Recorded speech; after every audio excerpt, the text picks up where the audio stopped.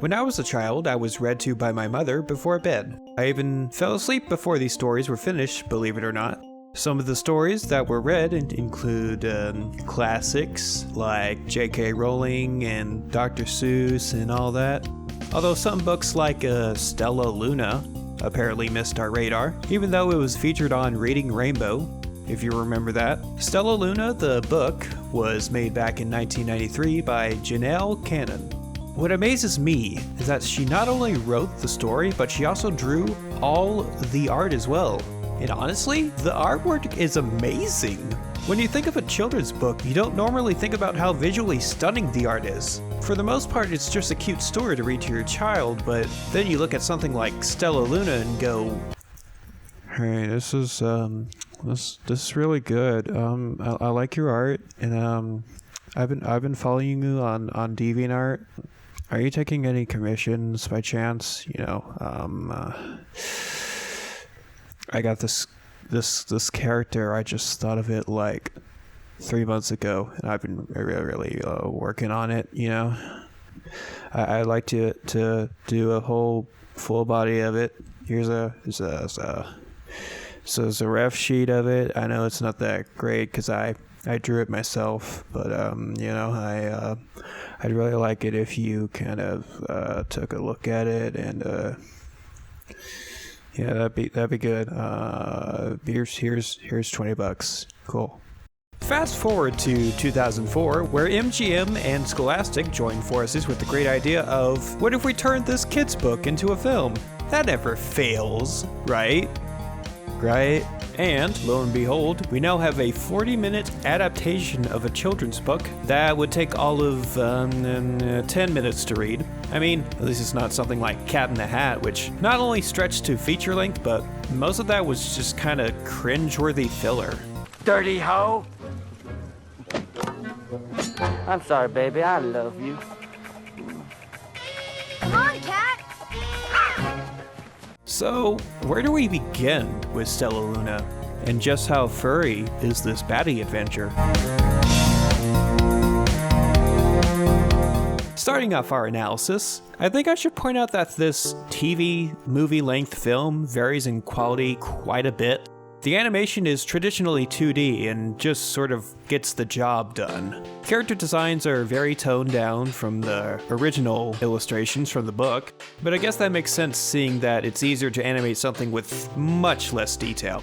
It's still a shame, and I'd rather see something comparable to the book's art with a much shorter animation length than just a watered down version like this. Maybe it's because I've been seeing 3 to 5 minute videos on YouTube that convey their message with as much time as it needs and look just as absolutely pleasing to the eye as something from Blue Sky or Pixar. So overall, Stellaluna is 4 times longer than its source material, and it just kinda looks okay. The music is pretty standard and does its job for the most part, right down to the multiple music numbers shoved right in. Shove it in. Yes. There we go. It isn't kids' entertainment without spur-the-moment arias, am I right? Obviously, these songs weren't in the book because words written on text can't perform or play music that well. Trust me, I've been trying to teach this one book how to play guitar, and it ended up like this. Okay, just like we practice. All right, here we go. Useless. See what I mean? Still feels unnecessary though. And then the sound design is just mediocre at best. Think about the most well-known or cliche sound effects, just the stock ones, the whiplash, the boing, and all whatever. You know, when it comes to cartoons, thrown in with the comedic grace of Johnny Test. As someone that's studied and done sound design before, I can tell you that there needed to be some work done.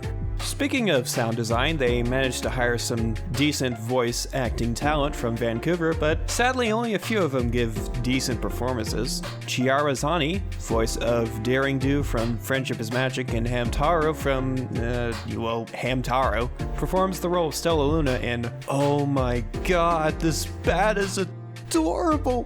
I'm not even a woman, and I want to be this little baby bat's mother. What, anything's possible. 2016, guys.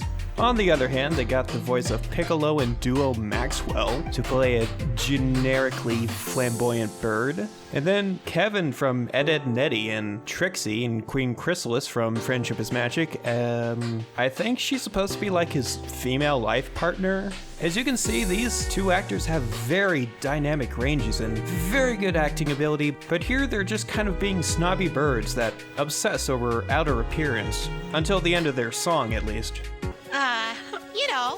It's not how you look that really matters, it's who you are. Yeah, really? Really? The rest of the narrative, just very convoluted, as you could probably guess. Not only could they not find a way to expand the story of a short children's book, who could have guessed, but they change it around so that it's definitely more suck. Not the good kind. The same key plot points are there, with Stellaluna getting separated from her mother, being raised by birds, running away from the nest, ultimately finding her way back home to her batty tribe, and all the while realizing the differences between bats and birds. Who would have knew? This time, however, they do something a bit different. I'll explain it like this. They overcomplicate it. By that I mean not only do they add in short musical numbers that don't really add that much to the story, but they add in characters that didn't exist before in the book and actually make the whole narrative more convoluted, if you can believe it. There's a jumping spider thing played by Lee Tokar, voice of everyone's favorite silent pet gator. And I swear, his only role in this film is to act like a worse Spider-Man than Spider-Man 3. Or Amazing Spider-Man 2. I think that only got bad reviews because of the ending. I don't know. I wasn't a fan. His only useful place is some kind of no matter how much of a screw-up you are, you can still be a hero moment. I do have one theory on this. You want him to act like a certain way and stop being something he's not. At least to you, the viewer. You want him to act more like a spider and less like a stupid superhero. So, I guess there's a parallel with him and Stellaluna. Actually, take that back. That whole theory is suck and doesn't hold a lot of water. I just kind of threw it in there just to add some length to this video.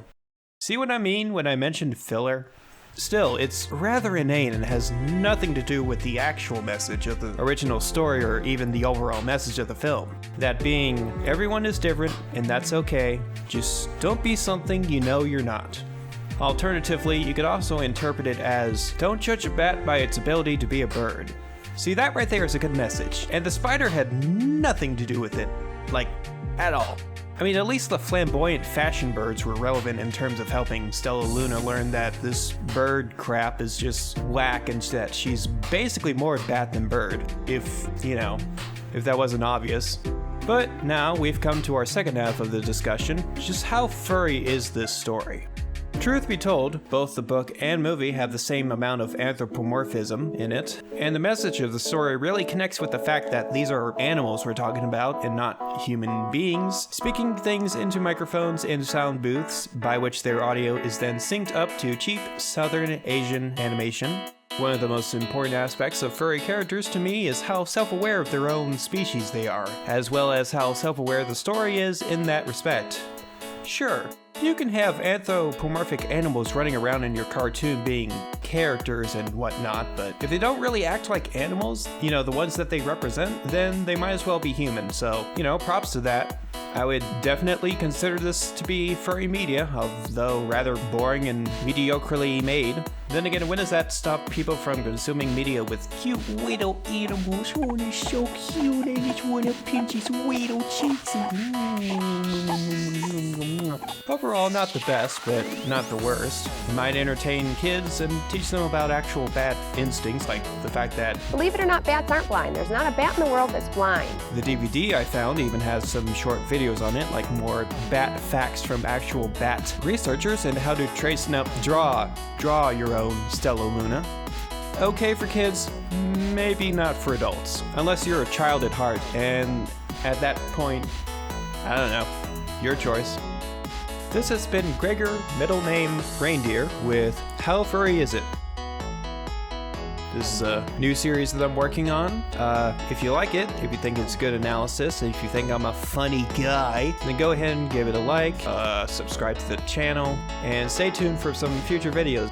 Shout out to Autumn Hart for making the off to the side character that you see on screen during the review. Perfect job on the capturing the reindeer spirit of it.